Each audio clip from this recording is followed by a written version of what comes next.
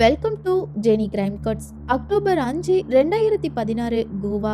Tourist பிளேஸா இருக்கிற கோவால 2016வது வருஷம் ஒரு பயங்கரமான கொடூர சம்பவம் நடந்திருக்கு. கோவா சங்கோல்டா பகுதியில இருக்கிற அபார்ட்மெண்ட்ல 39 வயசு மதிக்கத்தக்க மோனிகா அப்படிங்கிற லேடி அங்க இருக்கிற செகண்ட் ஃப்ளோர்ல ஸ்டே பண்ணிருக்காங்க. வழக்கம் போல மோனிகா வீட்டுக்கு வர்ற பணிப்பெண் அக்டோபர் 6ஆம் தேதி காலையில 9 மணிக்கு அந்த வீட்டு கதவை தட்டியிருக்காங்க. ஆனா அந்த கதவை யாரும் ஓபன் பண்ணல. சோ மறுபடியும் 2 தடவை அந்த கதவை தட்ட ஆரம்பிக்கிறாங்க. இந்த தடவையும் அந்த கதவை யாரும் ஓபன் பண்ணல. இப்போ அங்க இருந்த நெய்பர்ஸ் எல்லாரும் மோனிகா எதுக்காக கதவை ஓபன் பண்ண மாட்டேங்கிறாங்க, ஒருவேளை அவங்க வீட்டுக்குள்ள தூங்கிட்டு இருக்கலாம்னு யோசிக்கிறாங்க. சோ மோனிகாவுக்கு கால் பண்றாங்க. ஆனா அந்த பொண்ணோட மொபைல் ஸ்விட்ச் ஆஃப்னு வந்ததுனால இந்த விஷயத்த மோனிகாவோட சகோதரருக்கு தெரியப்படுத்தலாம்னு நினைச்சு மும்பைல இருக்கிற மோனிகாவோட சகோதரர் ஆனந்துக்கு கால் பண்றாங்க. இந்த விஷயத்த கேள்விப்பட்ட ஆனந்த் கோவால இருக்கிற தன்னோட மாமாவுக்கு கால் பண்ணி மோனிகா கதவை ஓபன் பண்ண மாட்டேங்கிறா, சோ அவளுக்கு என்ன நடந்ததுன்னு போய் பாருங்கன்னு சொல்லியிருக்காங்க. இந்த டைம்ல அந்த அபார்ட்மெண்ட்ல இருந்த ஸ்பார்க்கியை யூஸ் பண்ணி வீட்டுக்குள்ள போறாங்க. இப்போ வீட்டுக்குள்ள போன நெய்பர்ஸ் எல்லாரும் மோனிகாவை தேட ஆரம்பிக்கிறாங்க. இப்போ அந்த லேடி அவங்க வீட்டு பெட்ல படுத்துட்டு இருந்த நிலைமைய பார்த்து நெய்பர்ஸ் எல்லாரும் நடுங்கி போறாங்க.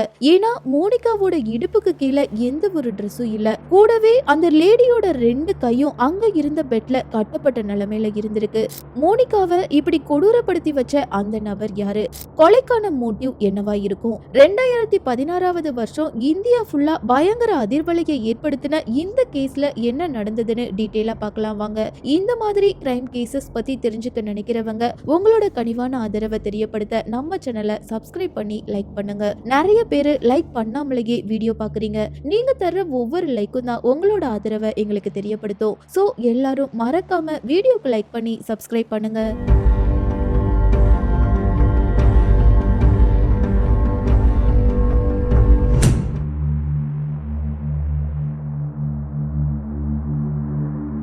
இப்போ இந்த பயங்கர சம்பவத்தை பத்தி உடனடியா கோவா போலீஸ்க்கு இன்ஃபார்ம் பண்றாங்க. அங்க வந்து போலீஸ் அண்ட் ஃபாரன்சிக் டீம் இவங்க எல்லாரும் அந்த வீட்டை கம்ப்ளீட்டா சோதனை பண்றாங்க. இதே டைம்ல அந்த வீட்டுக்கு டாக்டரும் வந்திருக்காங்க. ஏன்னா மோனிகாவோட உடம்புல எந்த ஒரு காயமும் இல்ல. சோ அவங்க உயிரோட இருக்காங்களா அல்லது இறந்து போயிட்டாங்களான்னு தெரிஞ்சுக்க அந்த லேடியோட பல்ஸை செக் பண்றாங்க. இப்போ அந்த லேடியோட உடம்புல உயிர் இல்ல. இந்த நியூஸ் ரொம்பவே வைரலா பரவ ஆரம்பிக்குது. சோசியல் மீடியா ஃபுல்லா மோனிகாவோட இந்த கொடூர மரணத்தை பத்தி தான் பேசியிருக்காங்க. ஏன்னா மோனிகா அந்த அளவுக்கு பிரபலமான ஒரு நபரா இருந்திருக்காங்க. சோ மேலிடத்துல இருந்தும் கில்லரை சீக்கிரம் கண்டுபிடிக்க சொல்லி போலீஸ்க்கு பிரஷர் அதிகமாகிருக்கு. சோ அந்த வீட்ல ஒரு இடம் கூட விடாம கில்லருக்கு எதிரான தடயத்தை போலீஸ் தேடி இருக்காங்க. ஆனா எந்த ஒரு தடயமும் கிடைக்கல. இந்த டைம்ல போலீஸ் அந்த வீட்ல இருந்த ஒரு விஷயத்த நோட் பண்றாங்க. அது என்ன அப்படின்னா, அந்த வீட்ல நிறைய முட்டை ஓடுகள் உடைஞ்ச நிலைமையில இருந்திருக்கு. அந்த முட்டை ஓட்டை பார்க்கும்போது யாரோ சில மணி நேரத்துக்கு முன்னாடி அந்த முட்டை ஓட்டை உடைச்சி முட்டைய சாப்பிட்ட மாதிரி இருந்திருக்கு.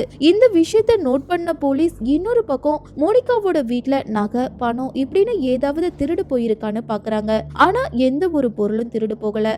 இப்போ அந்த வீட்ல இருந்த மோனிகாவோட பர்ஸை செக் பண்றாங்க. அப்படி செக் பண்ண போது அந்த பர்ஸ்ல இருந்த 2 ஏடிஎம் கார்டு மிஸ் ஆனதை போலீஸ் கண்டுபிடிக்கிறாங்க.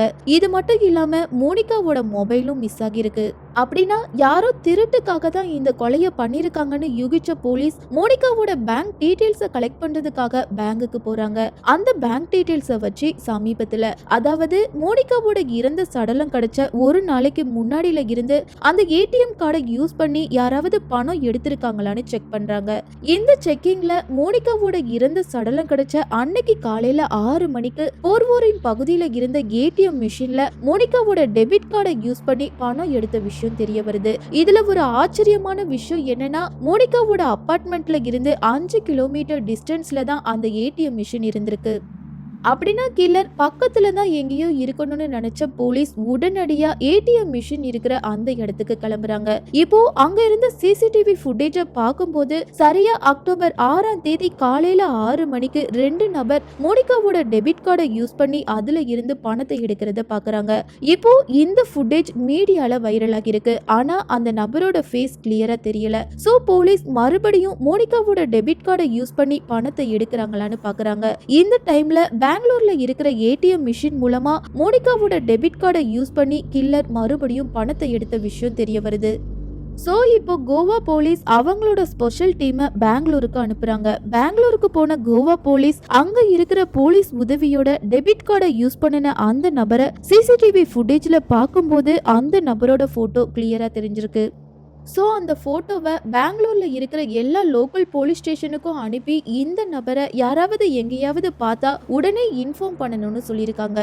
சில நாட்களுக்கு அப்புறம், அதாவது அக்டோபர் 8ஆம் தேதி ஃபோட்டோவில் இருந்த அந்த நபர் பெங்களூரில் இருக்கிற ஒரு ஹோட்டலில் ஸ்டே பண்ணி இருக்கிறதா போலீஸ்க்கு ஒரு ரகசிய தகவல் கிடைக்குது. ஸோ உடனடியாக அந்த ஹோட்டலுக்கு போன போலீஸ் அந்த நபரை சுற்றி வளைச்சு கஸ்டடியில் எடுக்கிறாங்க. அந்த நபரோட பேரு ராஜ்குமார் சிங், வயசு 21. யார் இந்த நபர்? இந்த நபர் எதுக்காக மோனிகாவை கொலை பண்ணணும், மோனிகாவுக்கும் ராஜ்குமார் சிங்குக்கும் என்ன சம்பந்தம்னு பாக்குறதுக்கு முன்னாடி இந்த மோனிகா யாரு, இந்த மோனிகாவோட வாழ்க்கை எப்படிப்பட்டது அப்படிங்கிற விஷயத்த டீட்டெயிலா பார்க்கலாம்.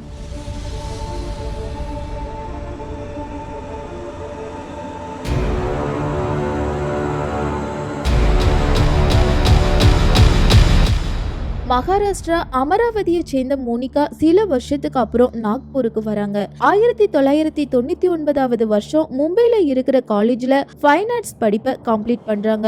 போட்டோ எடுக்கிறதுல இவங்களுக்கு ஆர்வம் அதிகம். சோ சிறந்த புகைப்பட கலைஞர் அப்படிங்கிற விருதையும் வாங்கியிருக்காங்க. 2002 வருஷம் சென்னைக்கு வந்த மோனிகா சென்னையில இருக்கிற பிரபல புகைப்பட கலைஞர் பரத் ராமாமிர்தத்தோட சேர்ந்து கிராஃப் அப்படிங்கிற பேர்ல பல்துறை வடிவமைப்பு அப்படிங்கிற நிறுவனத்தை ஸ்டார்ட் பண்றாங்க. சில வருஷத்துக்கு அப்புறம் ஃபைனலா ராமாமிர்தத்தையே லவ் பண்ணி மேரேஜும் பண்றாங்க. இவ்ளோ நாளா புகைப்பட கலைஞரா இருந்த மோனிகாவுக்கு 2009 வருஷத்துல இருந்து வாசனை திரவியம் மேல ஒரு ஈடுபாடு வர ஆரம்பிக்குது. சோ இங்கிலாந்துல இருக்கிற வாசனை ஆராய்ச்சி நிறுவனத்துல சேர்ந்து பயிற்சி எடுக்கிறாங்க. ஸோ இங்கிலாந்தில் இருக்கிற வாசனை ஆராய்ச்சி நிறுவனத்தில் ஜாயின் பண்ணி பயிற்சி எடுத்து பெர்ஃப்யூம் எக்ஸ்பர்ட்டாக மாறுறாங்க.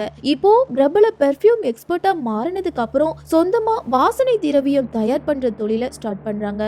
இந்த தொழில் மூலமாக பல ஸ்டேட்ல ஃபேமஸ் ஆகி பெண் தொழிலதிபராக மாறுறாங்க. சில வருஷத்துக்கு அப்புறம் தொழில் விஷயமா அடிக்கடி பல கண்ட்ரிக்கு போறனால ஹஸ்பண்ட் அண்ட் ஒய்ஃப் இவங்க 2 பேருக்கு இடையில கருத்து வேறுபாடு ஏற்படுது. ஸோ 2 பேரும் பிரிஞ்சு வாழ ஆரம்பிக்கிறாங்க. அதுக்கப்புறமா தனி ஆளா இருந்து யாரோட உதவியும் இல்லாம தன்னோட பிசினஸ மோனிகா ரன் பண்ணிட்டு இருந்திருக்காங்க. மோனிகாவோட ஆசையே அவங்களோட அடையாளத்தை இந்த உலகம் ஃபுல்லா தெரியப்படுத்தணும் அப்படிங்கிறது தான்.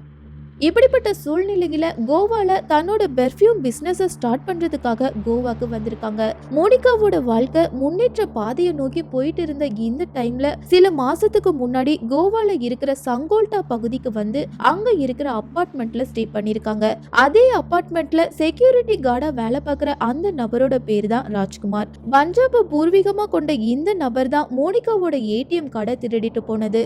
ஆரம்பத்துல ராஜ்குமாருக்கு மோனிகாவை ரொம்பவே பிடிச்சிருக்கு. சோ அடிக்கடி மோனிகாவை பார்க்க ஆரம்பிச்சிருக்கான். மோனிகா கிட்ட பேசி பழகணும் அப்படிங்கிறதுக்காகவே அந்த லேடியோட காரை கிளீன் பண்றது இப்படின்னு பல வேலைகளை பார்த்திருக்கான். இப்படியே சில நாட்கள் கடந்து போகுது. சில நாட்களுக்கு அப்புறம் மோனிகாவோட கார்ல இருந்த கொடை திருடு போயிருக்கு. ஸோ தன்னோட கார்ல இருந்த கொடை மிஸ் ஆகிருச்சு அப்படின்னு அந்த அபார்ட்மெண்டோட செக்யூரிட்டி மேனேஜ்மெண்ட் கிட்ட கம்ப்ளைண்ட் பண்றாங்க. இந்த நிலைமையில அந்த காரை அடிக்கடி கிளீன் பண்ண வர்ற ராஜ்குமார் மேல சந்தேகம் வருது. ஸோ ராஜ்குமாரோட கேபினை பார்க்கும்போது அங்கதான் மோனிகாவோட கொடை இருந்திருக்கு. இது மட்டும் இல்லாம ராஜ்குமார் அந்த அபார்ட்மெண்ட்ல இருக்கிற சில வீட்டுல திருடி இருக்கான். ஸோ இந்த விஷயத்த இப்படியே விடக்கூடாதுன்னு நினைச்ச மோனிகா தன்னோட கார்ல இருந்த கொடையை ராஜ்குமார் திருடிட்டான். சோ இந்த விஷயத்தை சீரியஸா எடுத்து ஆக்ஷன் எடுங்கன்னு செக்யூரிட்டி மேனேஜ்மெண்ட் கிட்ட கம்ப்ளைண்ட் பண்ணிருக்காங்க. இதனால அந்த செக்யூரிட்டி மேனேஜ்மெண்ட்டை சேர்ந்தவங்க 2016 ஜூலை மாசம் ராஜ்குமாரை வேலையை விட்டு தூக்குறாங்க. இப்போ எங்க போய் வேலை தேடன்னு தெரியாம முழிச்சிட்டு இருந்த ராஜ்குமார் சென்னை, மும்பை இப்படின்னு பல இடத்துல வேலை தேடி அலைஞ்சிருக்கான். ஆனா எந்த இடத்துலயும் அவனுக்கு டீசென்டான வேலை கிடைக்கல. இப்போ அவனோட கையிலையும் சுத்தமா பணம் இல்ல. ஏன்னா சம்பளம் கொடுக்கற அன்னைக்கு தான் சம்பள பணத்தை கொடுக்காம ராஜ்குமாரை வேலையை விட்டு தூக்கியிருக்காங்க. இப்போ அவனுக்கு மோனிகா மேல கோவம் வருது. நாம இப்படி தெரு தெருவா பிச்சைக்காரை மாதிரி அலையிறதுக்கு முக்கிய காரணமே மோனிகா தான். சோ அந்த லேடிய சும்மா விடக்கூடாது. அந்த லேடி இருக்கிற அபார்ட்மெண்ட்டுக்கு போய் அந்த லேடியோட பணத்தை திருடி சந்தோஷமா வாழணும்னு நினைச்சிருக்கான். சோ 2016 அக்டோபர் 2ஆம் தேதி கோவாவுக்கு வந்திருக்கான். சரியா அக்டோபர் 3ஆம் தேதி மதியம் அந்த அபார்ட்மெண்ட்டுக்குள்ள என்டர் ஆகுறான். இப்போ ராஜ்குமார் அந்த அபார்ட்மெண்ட்டுக்குள்ள என்டர் ஆகுறத ஒருத்தர் கூட பார்க்கல. மோனிகா அந்த வீட்ல இருக்காங்களான்னு தெரிஞ்சுக்க கார் பார்க் பண்ற பிளேஸ்ல மோனிகாவோட கார் இருக்குதான்னு பாக்குறான். அந்த இடத்துல கார் இல்லாததுனால அந்த அபார்ட்மெண்ட்ல இருக்கிற மொட்டை மாடிக்கு போயிருக்கான்.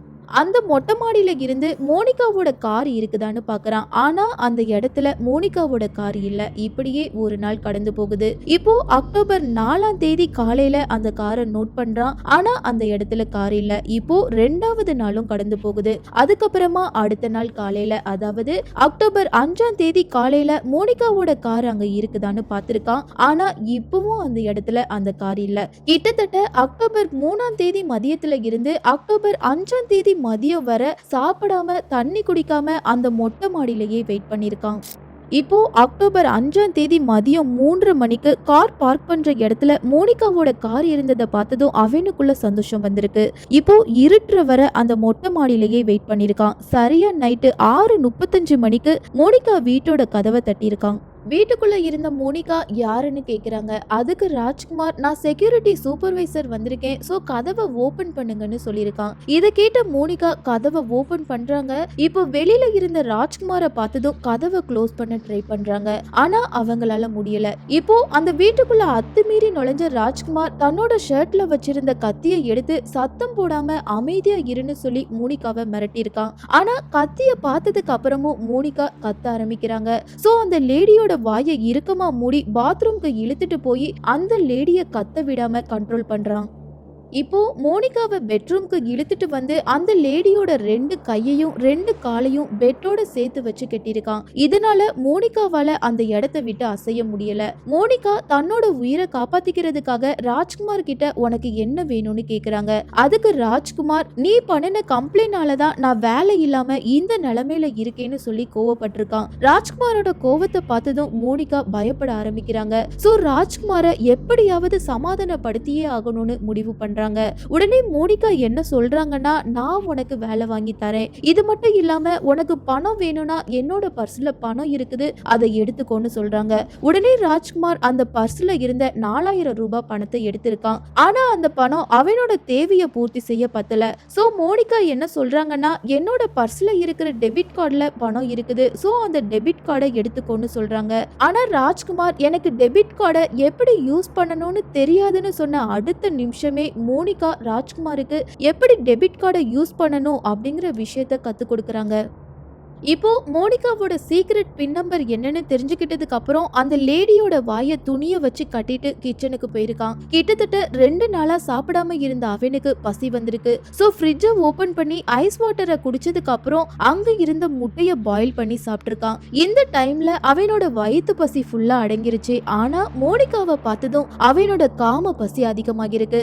ஆல்ரெடி ஸ்டார்டிங்ல இருந்தே மோனிகாவோட அழகு மேல அவனுக்கு ஒரு கண்ணு இருந்தது. இப்போ டைம் சரியா நைட்டு 2 மணி ஆகுது. இந்த டைம்ல மோனிகாவை துடிக்க துடிக்க ரேப் பண்ண ஆரம்பிக்கிறான். அலறி துடிச்ச அந்த பொண்ணால அவனை தடுக்க முடியல.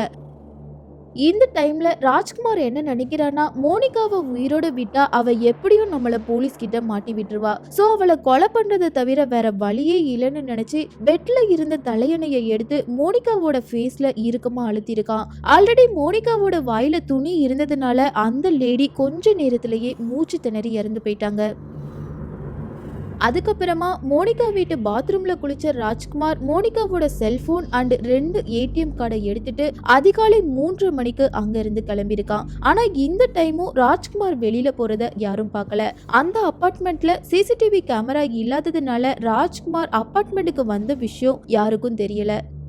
இப்போ அக்டோபர் 6ஆம் தேதி காலையில அபார்ட்மெண்ட்ல இருந்து 5 கிலோமீட்டர் டிஸ்டன்ஸ்ல இருந்த ஏடிஎம் மிஷின்ல 20,000 ரூபாய் பணத்தை எடுக்க ட்ரை பண்ணிருக்கான். ஆனா அவனுக்கு எப்படி பணத்தை எடுக்கணும் அப்படிங்கிற விஷயம் மறந்து போயிருச்சு. சோ பக்கத்துல இருந்த ஒரு நபரை கூப்பிட்டு பணத்தை எடுத்து தர சொல்லியிருக்கான். ஆனா சிசிடிவி ஃபுட்டேஜை பார்த்த போலீஸ் ஆரம்பத்துல மோனிகாவை 2 பேர் சேர்ந்து கொலை பண்ணிருக்காங்கன்னு நினைச்சிருக்காங்க. அதனால ஹெல்ப் பண்ணின அந்த நபரை கண்டுபிடிச்சு விசாரிக்கும் போது அந்த நபருக்கு இந்த கொலையில பங்கு இல்ல அப்படிங்கிற விஷயம் தெரிய வந்திருக்கு. ஃபைனலா பெங்களூர்ல இருந்த ராஜ்குமாரை கண்டுபிடிச்ச போலீஸ் அந்த நபரை 2016 அக்டோபர் மாசம் அரெஸ்ட் பண்ணிருக்காங்க. இப்படி ராஜ்குமார அரெஸ்ட் பண்ணின போலீஸ் கிட்ட அவன் என்ன சொல்லியிருக்கானா, எனக்கு என்ன தண்டனைனாலும் கொடுங்க, ஆனா நான் தப்பு பண்ணின இந்த விஷயத்த என்னோட பேரண்ட்ஸ் கிட்ட மட்டும் சொல்லிடாதீங்கன்னு சொல்லி கெஞ்சிருக்கான். இப்போ ராஜ்குமார அரெஸ்ட் பண்ணி போலீஸ் ஜெயில அடைச்சிட்டாங்க. ஆனா ஜெயில்ல இருந்த ராஜ்குமார் மனநல சரியில்லாத மாதிரி நடந்துக்கிறதா அந்த ஜெயில்ல இருக்கிற வார்டன் கோர்ட்ல சொல்லியிருக்காங்க. சோ இந்த கேஸோட விசாரணை இன்னும் வர கோர்ட்ல நடந்துட்டு தான் இருக்குது. இந்த கேஸ்ல வர்ற ராஜ்குமாரோட செயலை பத்தி நீங்க என்ன சொல்ல விரும்புறீங்க அப்படிங்கிற உங்களோட கருத்துக்களை மறக்காம கமெண்ட்ல பதிவு பண்ணுங்க. அப்படியே இதுவரை வீடியோக்கு லைக் பண்ணாதவங்க மறக்காம வீடியோக்கு லைக் பண்ணி சப்ஸ்கிரைப் பண்ணுங்க. இதே மாதிரி இன்னொரு கிரைம் கோட்ஸோட வேற ஒரு வீடியோல உங்களை சந்திக்கிறேன்.